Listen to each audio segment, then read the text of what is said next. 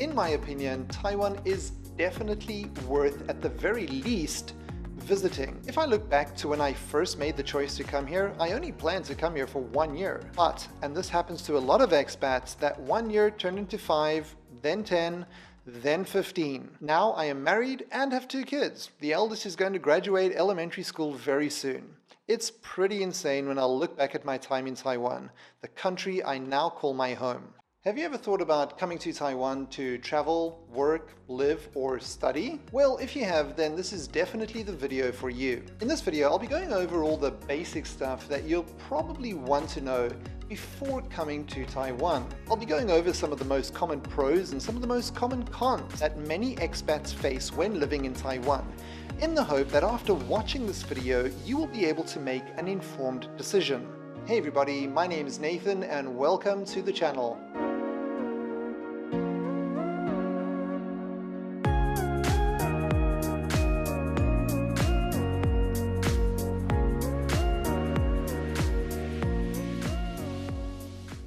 First off, let me just get straight to the point. In my opinion, Taiwan is definitely worth, at the very least, visiting. If I look back to when I first made the choice to come here, I only planned to come here for 1 year. But, and this happens to a lot of expats, that 1 year turned into 5, then 10, then 15. Now I am married and have 2 kids. The eldest is going to graduate elementary school very soon. It's pretty insane when I look back at my time in Taiwan, the country I now call my home. Of course, even though I think it's a good place to live, that doesn't mean it's perfect. There are clearly advantages and disadvantages to living here. Let's first take a look at some of the most common advantages of living in Taiwan that many expats will experience within the first couple of months of being here. Friendly and helpful locals. One of the first things most foreigners notice about Taiwan is that many of the locals are quite friendly and very helpful. I clearly recall situations in which I needed help and a local person would go out of their way to help me. This is not a unique experience. I have seen it happen to other expats and heard about it countless times. Even now, if I find myself in a situation in which I might need assistance, I always feel more comfortable asking a local for help. I am confident that 9 times out of 10, they will be willing to help to some degree. Often they go way out of their way to help you to make sure that you solve the problem. The next thing a lot of expats notice about Taiwan is that living here is really convenient for the most part.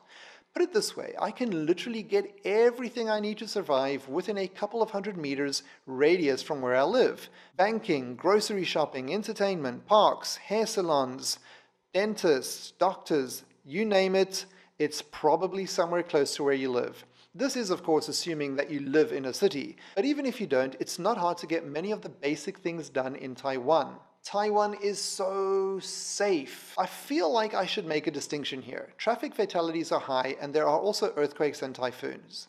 But the amount of people who get killed or injured due to natural disasters is quite low. However, the financial cost of the damage caused by natural disasters in Taiwan can be quite high. The crime rate in Taiwan is very low in regards to things like theft, muggings, violent crime, and the like. I have heard countless stories of people leaving a wallet or some valuable item in a restaurant and having it returned to them the next day or a few hours later. It is pretty amazing. Even now, when people lose keys or some personal item, people will hang them up in a visible place near where that person lost it so that they might be able to find it more easily. Guys, Taiwan is a very, very beautiful country. I think it'll actually be more effective to convey just how beautiful Taiwan is instead of me sitting here and trying to describe it to you.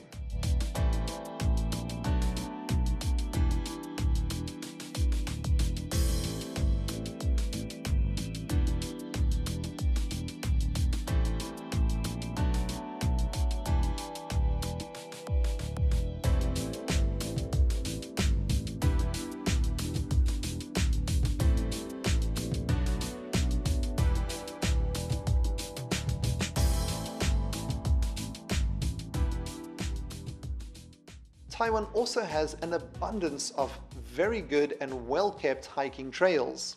It's crazy how easily accessible they are and just how many of them there are. This is partly due to Taiwan's mountainous terrain. Many of the hiking trails are well maintained and offer a world-class hiking experience. Besides the amazing views, there is plenty of wildlife to be seen as well, especially at night. Taiwan's public transportation is also quite decent. It's affordable, clean, punctual for the most part, and relatively widespread. Besides buses, MRTs, and trains, there is also a high-speed rail that runs all the way from Taipei up in the north down to Zuoying, which is way down south, and covers a distance of about 350 kilometers. It is designed to go about 300 kilometers an hour. Other public transport networks include trains, buses, and the MRT, all of which are clean, well-maintained, and affordable. Taiwan's also a very free country to live in. You can just hop on your scooter and go pretty much anywhere in Taiwan. You can buy alcohol 24/7 at a variety of locations, including 7-Eleven, supermarkets, and convenience stores. There is freedom of religion, freedom of assembly, freedom of speech, as well as press freedom in Taiwan. Of course, there are rules and laws which need to be followed, but generally there is the sense of the Wild East that can be experienced when coming to Taiwan. There is this element of chaos, and I personally love it. Taiwan's sheer amount, variety, and the accessibility of the dishes in Taiwan is literally quite mind-boggling, and it's definitely one of the things that a lot of foreigners absolutely love about Taiwan. And of course, Taiwan is quite well known internationally for its food. I have seen food in Taiwan and dishes in Taiwan that I have never seen in my life or never even heard of before I came to Taiwan. In fact, you could spend years documenting the food in Taiwan and you'd probably never be able to get all of them because there are just too many.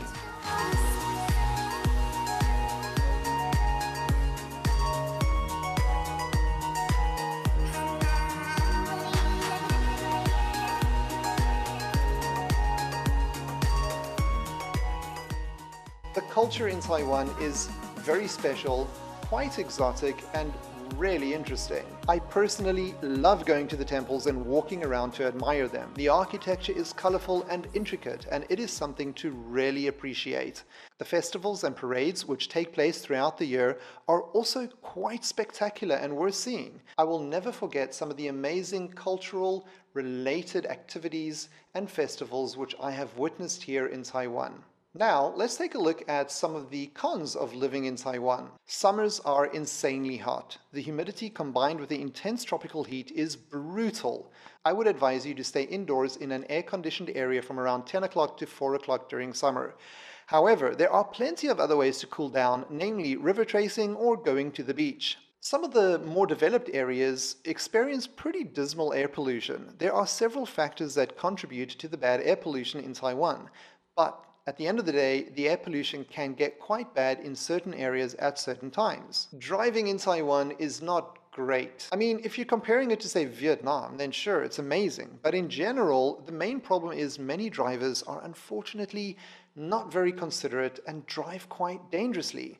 This has sadly led to a high traffic fatality rate, and sadly many people have needlessly been killed when it could have been easily avoided. Next, earthquakes are not fun. Although earthquakes do not necessarily kill a lot of people each year, experiencing one is never fun.